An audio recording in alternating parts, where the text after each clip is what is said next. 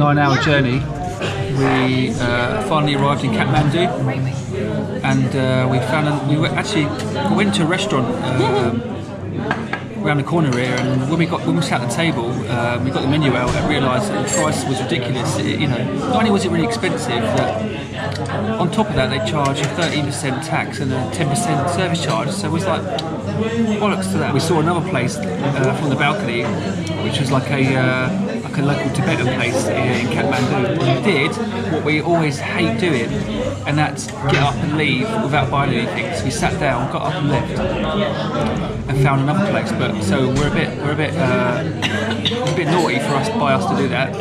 So we slipped out, put the menus down, slipped out without buying anything, and came rushing down in. We found a nice little gem. Look.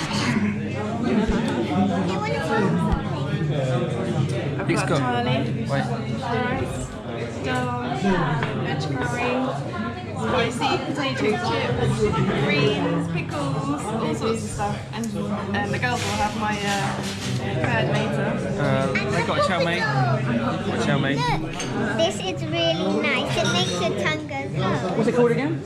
Do you mind? Sorry. Yeah, mountain pepper. Mountain pepper. Like Nepali called Timur. Yeah.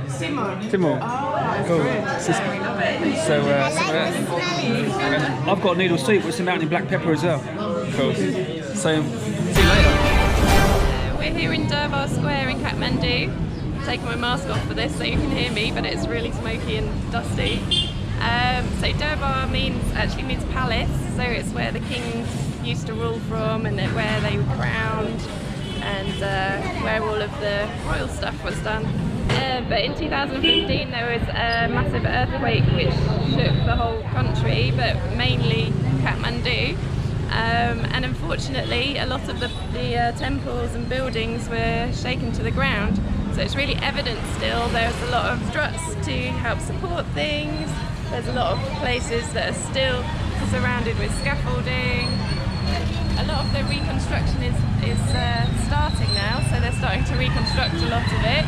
Some of it is funded by the Chinese, some of it is funded by the government, and I think a lot of it is funded by us, because the entry ticket for us to even walk through the square is 1,000 rupees each, which is quite a lot considering that the nationals only pay 150. But anyway, hopefully it will be going to good use.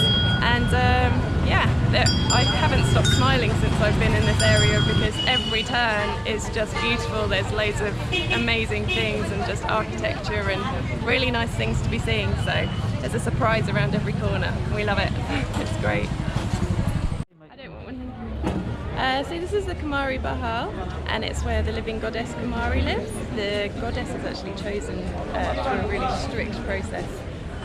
They generally reign from around the age of 3 to when they start going through puberty, and they only pick the girl who covers all of the criteria of the correct eye colour, the correct voice, the correct family prominence, and even down to the shape of their teeth. Once they've chosen a few girls which they think could become the goddess, then they're put into a really dark room and put through loads of scary processes. The room filled with men with big buffalo heads and funny, scary noises. And then apparently the one who's the bravest is chosen, because apparently the incarnation of Durga, the goddess Durga, would not be frightened by such things. So the current goddess is about 4, we think, at the moment, and once she gets her first period or major loss of blood, even if that's accidental, then she will be turfed out and they'll choose the next one. So yeah, and then she lives here with her family, and she's only allowed out for several times a year to kind of go on parades and take part in festivals and things. Other than that, she leads a really solitary life. But it's a really beautiful place to live, and yeah. Sometimes she comes out to say hello to the people or to wave out of the window, but only when she chooses to on a daily basis.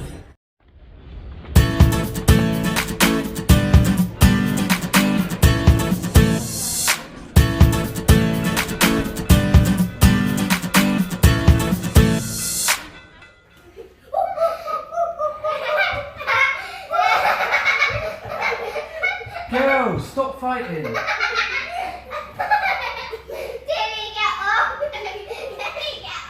Girls, pack it in now.